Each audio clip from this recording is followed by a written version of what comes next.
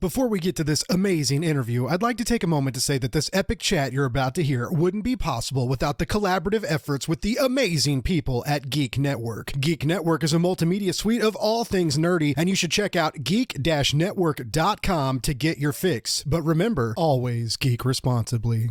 Buzz, babies, and welcome back to another Blake's Buzz Adventure. I've got quite the guest today. I'm so excited. I've been a big fan for a very long time. He's written Superman, he's written Batman, he's written The Monkey Prince, he's written American Born Chinese, which actually just got a Disney Plus adaptation, which is very good. And he's got some new books out that I am so stoked to talk about. Books of Clash Volume 1 and about to be Volume 2 are out. I've got Luen Yang in the house. Oh my goodness, Gene.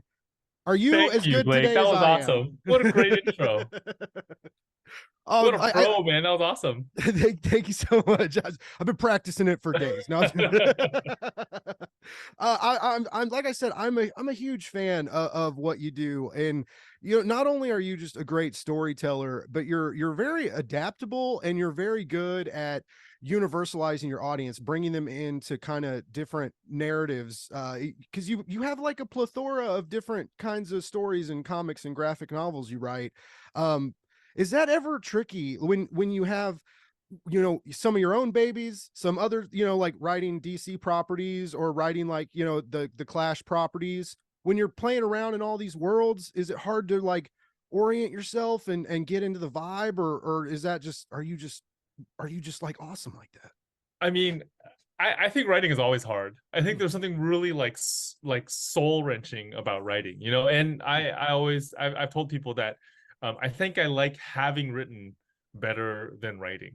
Right before I write, whether it's my own stuff or whether it's in somebody else's world, like the DC universe or the Marvel universe, the way I feel about it is almost the same as I feel about like going to the gym to exercise. Like before I exercise, I really don't want to exercise, but then if I can force myself to do it, maybe 5-10 minutes in, it starts to be fun. Okay. And then afterwards, I feel really good that I did it. I feel like the same thing about writing. I really like, there's something inside of me that wants to avoid it always. Like I'd rather go do the dishes or go reorganize my Lego minifig, something else besides actually writing. But then if I could force myself to do it, I know that I'll most likely enjoy it, and afterwards I'll be glad that I have written. Are you like a regimented writer? Do you have like set times where you try and like sit down and hit the keys, or do you just kind of like? Yeah, okay. I try to do it like a 9-to-5 job, Okay. I mean, I guess it's not 9-to-5. I usually go like 8 to 4. I don't write the whole time. I'll have like goals, and then once I hit those goals, I'll stop. So you work really from like 8 to 9, and then you take an early Yeah, lunch. well, usually it takes a lot longer than that. Usually it's like, I don't know, man. Like it takes a little while to get into, like, especially if I'm working in somebody else's world, like on Monkey Prince. Monkey Prince was set in the DC universe. It takes a little while to get my brain into that space. And then after that, I can figure out plot and characterization and all that. But I don't know. I think there's some people who are natural, like Mariko Tamaki. She and I are pretty good friends, and I feel like she's a much more natural writer than I am. Stuff just kind of flows out of her. And I talked to her about her work days, and it just makes me mad sometimes, because it feels like it's so easy for her. Well, I guess that's good. I'm glad you have to sweat a little bit. I mean, whatever happens to get the stories out that you put out, like if it's stressful for you, I apologize, but stay that way. Keep it that way. Now I know you've got we mentioned Books of Clash Volume 1 is out right now. Anybody can get it, and I really encourage people to. I had a blast reading this. Oh, thank you. Yeah, yeah, and Volume 2 comes out. They're thinking November 7th. Yeah, I know with graphic novels sometimes there's hiccups every now and then, but it should be early November. People should be able to get this, and this does not feel at all like a video game property title. It really does. It feels like if you're like fantasy nerds, strategy RPG nerds, like I got like great Final Fantasy Tactics like flashbacks reading this, and like the classes and how they interact with each other, and then getting to know the characters was so fun. Like I really commend you on making this feel like something. It feels very special, feels very unique in your own, and it's this big mobile property, this huge game that has taken millions by storm, but you've really brought something, a lot of heart and charm out of this world. Like, how did you manage to do that? Well, thank you first. Thank you. You know, and a lot of the credit does go to Supercell itself. Supercell is the company that created the original Clash of Clans game and Hmm. also the Clash Royale game, which is sort of like a spin-off. They're two games that are kind of set in the same world. And Okay. Supercell is like a really, really successful company. They're you know, a top mobile gaming company. Clash of Clans and Clash Royale have millions and millions of players. I got to visit their offices, you know. So they have an office in Helsinki, which is where they started. And then they also have a couple of other offices all over the planet. One of them is in San Francisco, which is about an hour from where I live. I went to visit, and even the office itself is kind of quirky, just like the games and just like the company. So Nice. you walk into this office, it's in this giant high rise in the middle of San Francisco. And the first thing you do is you take off your shoes. You take off your shoes, and right next to the front door is a slipper room.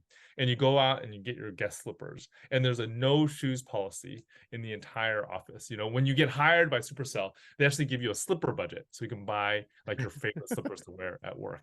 So all of that quirkiness kind of it shows up in the game, right? Like it's kind of like a StarCraft game, Clash of Hmm. Clans is. So you have these armies that fight each other, but but it's there's an underlying Looney Tunes style chaos to it that's like really fun.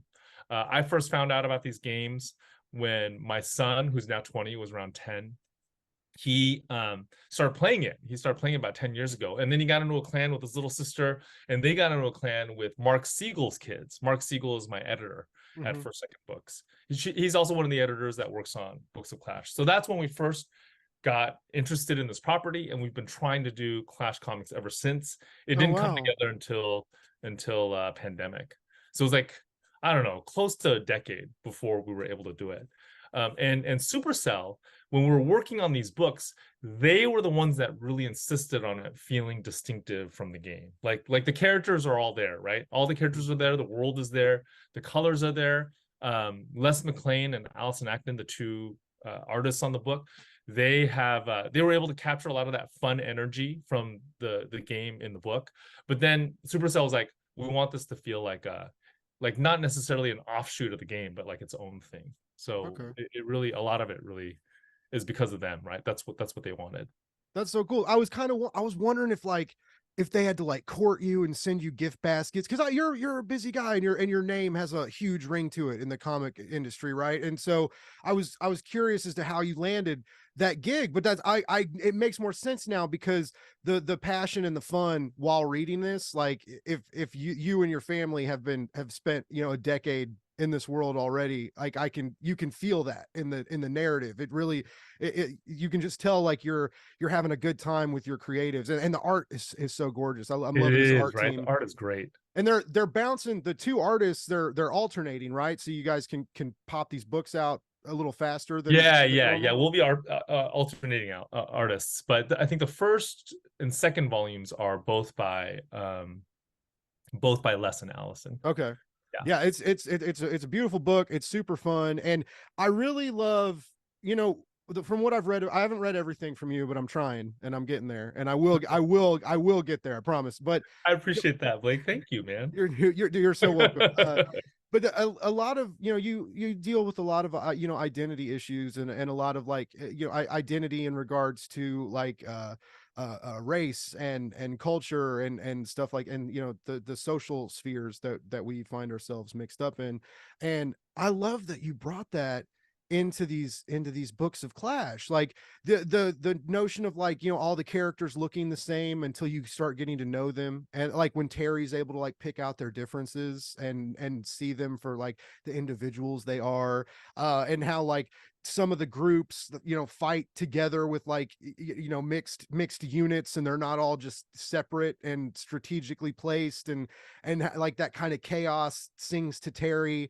And then with the new one with Jane, and how we really get to know Jane, and her like leveling up to a rogue kind of, and how that changes her identity, and how that pushes people away from her initially, right, till things change in the end. But that was so smart, dude. I was not expecting like really intense emotional appeal from these books, you know, like I was having fun with them. The art's beautiful. The colors are so bright. You got to squint when you read it. You know, I mean, it's just a great package. And I didn't expect to like walk away with that strong feel good narrative that you're able to provide a lot. And I guess that was me being foolish because I should have not expected less from you. So I was that was the poor reader me. But No, I mean, no. did you kind of know, like, did that happen organically? Like, did you set out, you're going to be like, I'm going to twist some feels in these and make it, you know, make it even more, or did you just kind of, was that something like as you got to know the characters while you were playing in these worlds, it kind of, Yeah. I mean, one of the big challenges of the Books of Clash is the Clash of Clans and Clash Royale games, as great as they are, there's not a lot of narrative behind them, mm-hmm, right? And they're kind of designed like you're not necessarily supposed to identify with the characters when you play them. So okay, when you're playing both of those games, you're taking this God's eye view, you're looking down at the world, you're looking down at these characters, and then you're watching these characters on these battlefields fight. And they die all the time. Like they die in these little. It's kind of fun when they die. There's like something like slightly satisfying about it. You know, they turn in these little purple splotches, and then these little skeletons come out. These little skeleton like ghosts come out of where they die. So because of that, because your characters are constantly dying, you're not really supposed to like be emotionally attached to them. They would okay, ruin the fun of the game.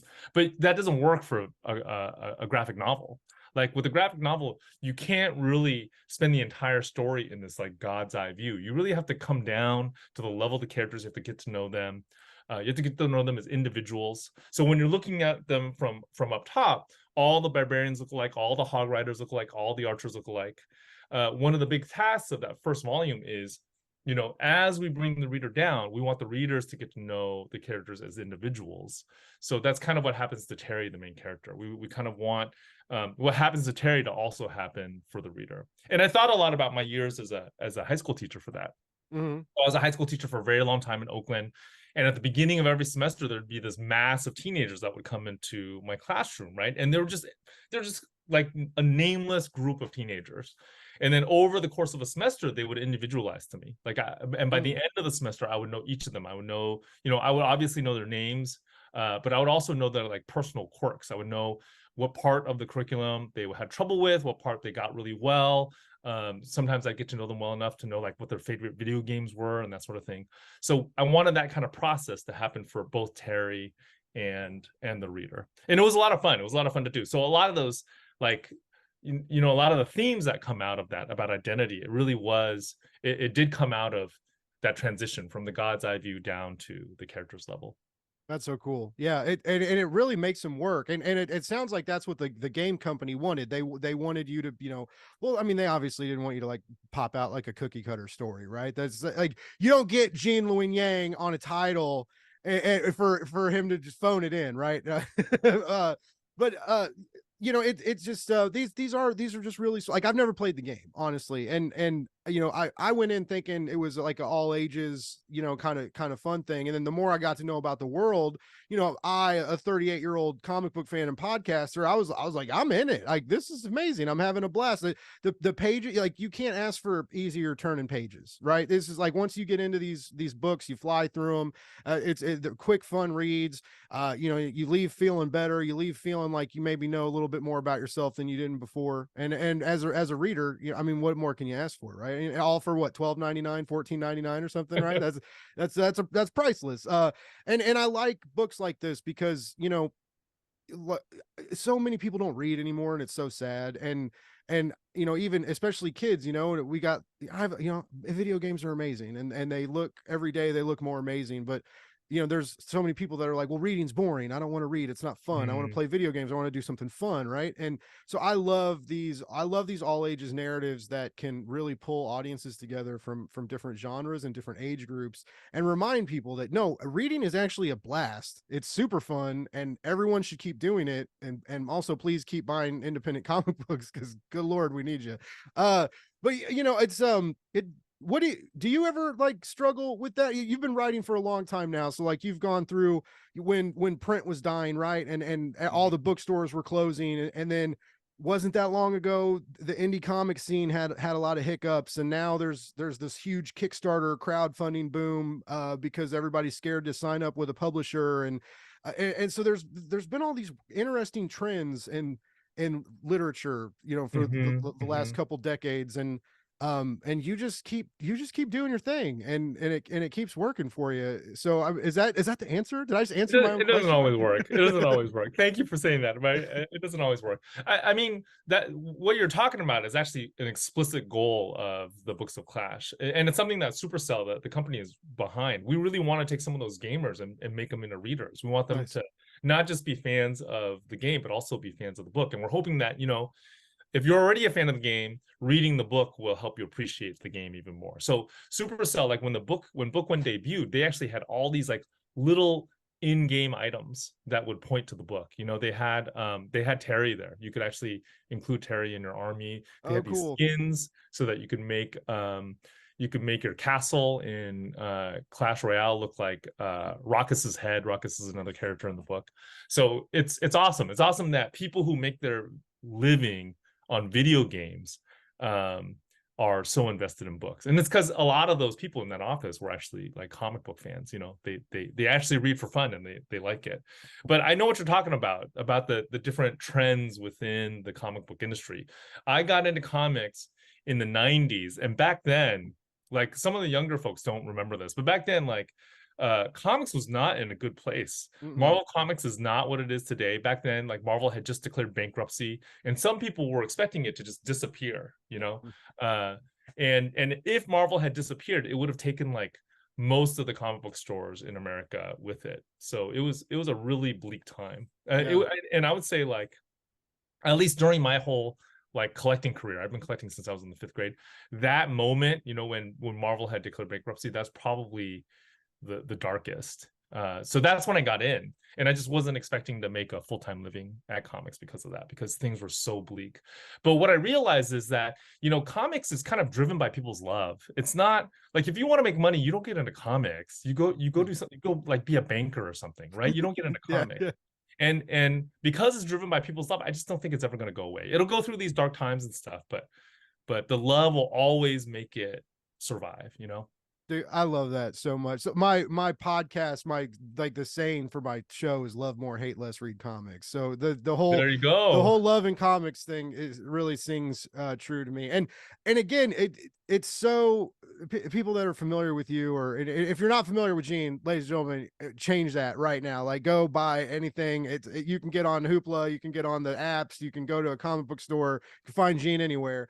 And I really encourage you to experiment. Like, a couple years ago, like when Dragon Hoops came out, like, oh my goodness. And then of course, like American Born Chinese, like that was one of the first, like, that was that one that like really got you, like sparked the attention that really kind of yeah. That your was the moment career. that I stopped losing money at comics. Like, I've been doing comics for a long time before that, but Okay. every single time I put out a book, I would lose a chunk of money, you know. And like I said, I was just doing it for the love. I thought, some people lose money playing golf, I'm gonna lose money making comics. And then American Born Chinese was when that flipped. Well, I'm so glad you did that instead of playing golf. Oh man, like Me too. Me too. the things we would have lost, just like talking about like the Marvel declaring bankruptcy, and how the whole world really would have been different. The nerd world, right? If that is, totally. because look at the titan of industry they are now. Now they're like connected into Disney, and I mean, it's just it's crazy what it is now, and all these big cinematic achievements and stuff. And you know, like, you've done a lot of cool Marvel books too, and DC books, but I mean, you got to write Shang-Chi like around the movie time, which, I mean, that was like, you've had some awesome gigs. Superman versus the Klan, everybody loved. Batman, Superman, you got the Monkey Prince at DC. Like, you've done you've done some amazing stuff over the last couple years, and even more before. But I feel like at this time where I feel like you get to do what you want, maybe, or, you know, like, to an extent. But like, what's a property out, like, whether big two or anywhere, gaming company, or like, what's something that you haven't got to work on yet that you're just like itching to? Well, you're right. It's been like, if you had told 11-year-old me that I get to do what I do now, he would have peed his pants. You know, like, it's so crazy. I feel like the opportunity to write in the Marvel universe, to do 24 issues of Shang-Chi, was incredible. I got to work with DK Ruan and Marcus Tu, two of our most talented superhero artists today. Mhm. And then Monkey Prince with Bernard Chang, bringing Chinese mythology, which, you know, both Bernard and I grew up with, into the DC universe, was a ton of fun. Um, I tend towards the more obscure characters. Like, I do really love Superman and Spider-Man. You know, I do really love those characters. But like in the DC universe, I kind of like Robin, but he's able to be happy. He's able to be a happy Oh, guy when he's fighting crime. But Batman can't. So there's something strong about Robin that Batman doesn't have. So I yeah. like him. I know he's not obscure, but I tend towards him. And then on the obscure side, I like the Forever people in the Okay. DC universe. You Yeah. know, or that whole fourth world stuff. All of that stuff is like Jack Kirby's brain just going nuts, and I think it's amazing.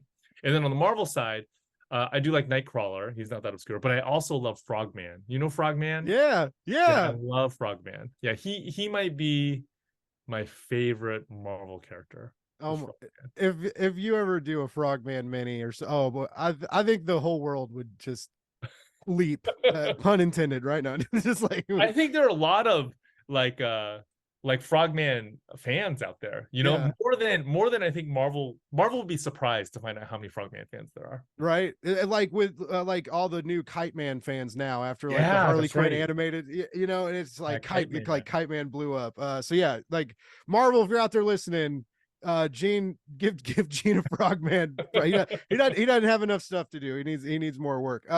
Now you mentioned Monkey Prince at DC, and that interested me too, because you know it ties into what you were doing with American born Chinese and that mythology, right? And this Yep, yep, deal. Did you find because you know American born Chinese is a bit older, and Monkey Prince was, you know, in the last year, right? yep. Did you find, like, was there some cross bind? Did you find some like new fans for American born Chinese? Like did people go out and find that graphic novel after the Yeah, property? it did seem like there was some resonance between those two projects. They were happening, like I was working on Monkey Prince while Disney was putting together the show version of Oh, American Born cool. Chinese, right? The adaptation. And there are these shared characters because both American Born Chinese and the Monkey Prince draw from the same well of Chinese mythology. It's the myth of the Monkey King, which is like this really, really famous Chinese myth. It was written down 500 years ago in a Chinese novel called Journey to the West. So those stories in Journey to the West are referred to both by Monkey Prince and by American Born Chinese. And I actually think like Monkey Prince is kind of having a moment now in the West. You know, there's this Netflix movie called The Monkey King that stars Jimmy O Yang. It's an animated movie Mm-hmm. that did really well, and he just kind of is popping up. And even like Dragon Ball. Dragon Ball is actually loosely based on the Monkey Prince's story. I'm sorry, the Monkey King story. So Monkey Wow. King is kind of having a moment, you know. So it was cool. It was really fun to do. It was fun to do these two projects that both were drawing from the Monkey King stories. Yeah, and I bet it was even more fun when Disney bought it and made it into a show. You were Yeah, that like, was yes. nuts. That whole experience was it was like one of the weirdest experiences I've had in my life. Weird in a really good way, you know? Yeah.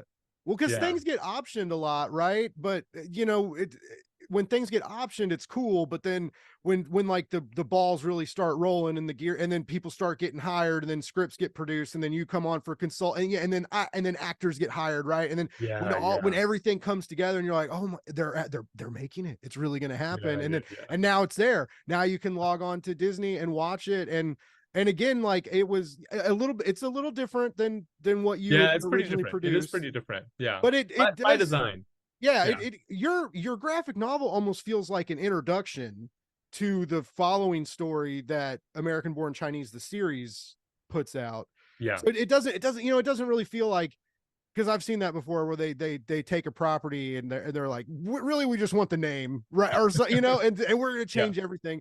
And but it you know, I was gonna ask, like, well, if you're obviously not gonna be like, no, Blake, I hate it. But how did you feel like you seeing that, like seeing the premiere, and having that like be it's this thing now on Disney, and it's Yeah, your yeah, yeah. baby. Yeah, I thought it was awesome. I thought it was awesome. Like you said, it is different. Like that was by design. We made Siri's acting up. Siri's interrupting. Be quiet, Siri. Okay, so we made two decisions really early on in the process. One was we decided to set the TV show now in the 2020s, and the book is like set vaguely in the 80s and 90s. You know, when I was growing up, and because we made that decision, the Chinese American experience is just really different now from when I was a kid. So the show had to reflect that. And second is we decided to make it a TV show instead of like a movie. So because the book is like this 200-page beginning, middle, and end, there just wasn't enough material directly from the book to fill out an entire TV show. So Kelvin Yu, the showrunner, he just fleshed out the world. You know, he made the main characters' parents really prominent characters, and then he took the world of Chinese gods and he brought all these gods that were not in my book but were in Journey to the West into the narrative. Oh, cool. So it was a blast to do. I thought he did a great job. I thought Kelvin and his writing team did an amazing job. You know, the hope was from the beginning it would be a different expression of the same emotional core. And in my opinion, I think Kelvin did it. Like, it's very different from the book, but I think the underlying emotions are all there.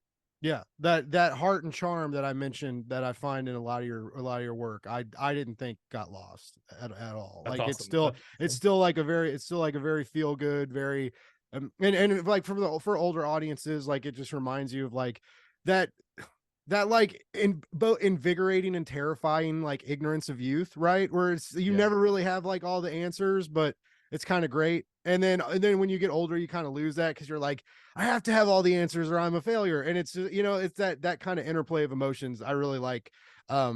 That's why I like reading all ages literature. It's not because I'm like a bad reader and I need smaller words. It's just like it's that like youthful, that it's like it's invigorating and it's fresh. And I don't know why, but I feel like all ages just means like older readers are gonna cry. Like it's just I feel like they're a lot more emotional than a lot of other narratives out there right now. But yeah. Anyways, like on that note, it didn't make me cry, but the Clash novels did make me feel very, very good. And again, like a wide assortment of audiences that you're connecting in a cool way, you know, gamers, fantasy nerds, you know, people that like to roll dice at the D&D table. Like there's a lot and then just general fans of comics and storytelling too. There's so many audiences that you're trying to bring together and get these new characters out there and share this brand with so many people who may not be familiar with it. And I just I think he did such a really great job with it. And I'm excited to see this. It's 8, right? You guys have 8 graphic novels planned. The second one comes out in November. Yep. And then they should be like every few months, it sounds like, because they got some art. Yep. Okay. So yeah, it's more from Gene. I don't think anybody's gonna get mad about more Gene Luen Yang comics out in the world. You know, it's what comics needs them. We need them. And these Clash books are definitely worth checking out. If you've been like, you know, if you've been sitting and you're like, I don't really know if that's for me, like for real, give it a shot. I had a blast reading them, and I'm gonna stick with the story because you gotta. And I have one last question. I know we're running out of time. Where did the cookie smelling body odor from the granny like where did this idea come from? Or like was that in the game narrative? Was that was not in the game narrative? But don't you have that dream? Don't you wish your own body odor would smell? Yeah, like I do. That's now what I want. Yeah, that's what I want. If there was like some kind of supplement I could eat to make that happen, I would totally do that. Oh, if anybody knows that supplement, let us know. Leave a comment or something so we can get the mystery out there. No, I would love that. It would be so great not to have to like, you know, you ever think about the stuff like that? Like if we didn't have to buy like deodorant or toothpaste or soap, dude. Like for the length of our lives, right? This is these are things that you always have to have, right? If you just woke up every day smelling like fresh baked cookies, like it'd be awesome. It'd be amazing. Yeah, that's the dream. That's the dream. Well, one of my dreams, Gene, was getting to talk to you as a podcast host and a big comic nerd. Like this was a very, very special moment for me. And I really appreciate you taking the time, and honestly, like, congratulations with everything going on. Congratulations with the Disney show. It's awesome. And like, Boxers and Saints next, maybe. Like, I don't know. I'll keep my fingers crossed. Maybe like more, maybe Dragon Hoops. Come on, Disney, just put them all out there. Make series of them all. Like, but no, I'm so happy for you, dude, and I'm always excited to see your name on a cover, and I'll continue to check that out. Thank you, Blake. It's been really fun. It's been a blast to talk to you. Thank you so Thanks, much. man. Real quick, where's the best place for like people to follow you, or do you have like a newsletter or anything you Well, want to shout out? I'm at my name, so Gene Luen Yang. So that's Okay. my website, geneluenyang.com, and I'm also at that same handle, Gene Luen Yang, on Instagram and on Threads, and I'm still on Twitter. I'm not gonna call it its new name because I think No, it's dumb. please don't. But This was a great interview. like Don't the end it by dumbest calling name. it that. But yeah. So I am still on Twitter. Awesome. Yeah, everybody go follow Gene. Keep track of him. Keep track of his amazing books. Buy his older books. I haven't been let down yet. No pressure. Thanks, Blake. Thank you.